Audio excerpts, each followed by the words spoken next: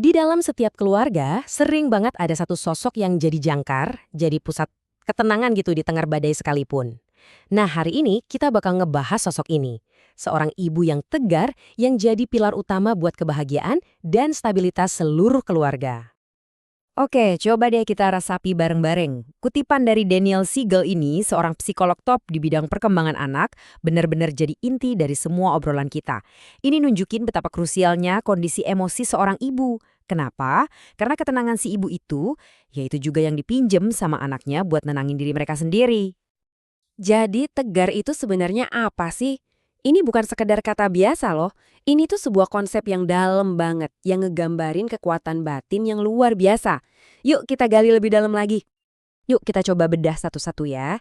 Tegar itu bukan cuma soal kuat nahan beban, tapi ini adalah gabungan dari teguh megang pendirian, kuat sama prinsip, sabar waktu lagi diuji, dan yang paling penting bisa tetap tenang dan terkendali waktu bertindak, bahkan pas lagi keadaan kacau balau.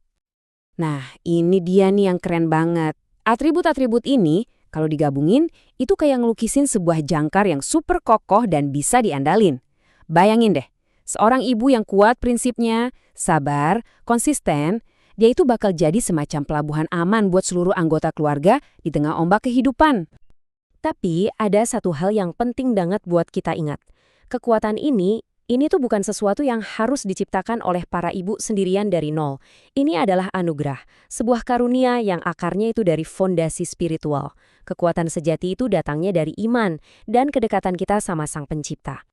Nah, yang menariknya lagi nih, konsep spiritual yang mungkin kedengarannya kuno ini ternyata nyambung banget loh sama apa yang dibilang ilmu psikologi pengasuhan modern zaman sekarang. Coba lihat tabel ini deh. Ini bener-bener nunjukin gimana keduanya tuh kayak ngomongin hal yang sama, tapi pakai bahasa yang beda. Iman dan tawakal itu selaras banget sama konsep resiliensi atau daya lenting. Sabar itu ya bahasa modernnya regulasi emosi. Dan istiqomah atau konsistensi itu adalah kunci buat ngebangun secure attachment, ikatan aman di mana anak merasa aman, dilindungi, dan dicintai. Oke, kedengarannya kan ideal banget ya. Tapi pertanyaannya, kenapa ya kok rasanya di dunia nyata itu susah banget buat jadi tegar? Nah, sekarang kita coba jujur sama diri sendiri dan mengakui tekanan-tekanan nyata yang dihadapi para ibu. Pernah nggak sih ngerasa kayak gini? Udah coba sekuat tenaga, tapi kok rasanya kayak udah di ujung tanduk mau ambruk aja. Kalau pernah, Anda nggak sendirian kok. Ini pertanyaan yang wajar banget. Itu loh mental load yang udah kelihatan, kayak mikirin menu besok, jadwal anak, kerjaan kantor, semuanya di satu waktu. Terus ada tuntutan jadi sempurna, ngerasa sendirian karena kurang support system, sampai kurangnya waktu buat istirahat. Semua ini nyata dan semua ini bisa banget nguras energi sampai ibu yang paling kuat sekalipun bisa merasa rapuh.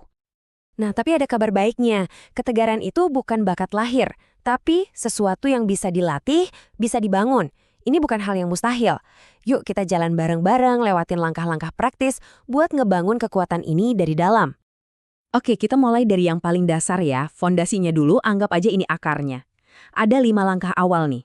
Memperkuat hubungan kita sama Tuhan, jaga ibadah, dan terus belajar. Ini adalah sumber utama yang bakal nopang semuanya nanti. Nah, setelah fondasi spiritualnya kuat, sekarang kita masuk ke peralatan buat ngelola pikiran dan hubungan kita sama orang lain. Penting banget buat bangun lingkaran dukungan, lepasin tuntutan buat jadi sempurna, dan berani bilang enggak atau nentuin batasan. Ini semua cara kita buat ngejaga kewarasan kita. Dan terakhir, tapi sama sekali bukan berarti nggak penting, justru ini yang sering banget kita lupain, ngerawat diri sendiri. Tidur cukup, makan yang benar, kasih waktu buat diri sendiri walau cuma 15 menit. Ini bukan egois ya, ini adalah kebutuhan, bensin kita, supaya bisa terus jadi ibu yang tegar dan hadir seutuhnya buat keluarga. Terus, kalau seorang ibu udah berhasil nih ngebangun ketegaran ini, apa sih dampaknya? Nah, ini dia nih, kita bisa lihat ini sebagai sebuah rumus buat keluarga yang stabil dan bahagia. Ada efek berantainya loh. Nomor 1, dan ini nyambung banget sama kutipan di awal tadi.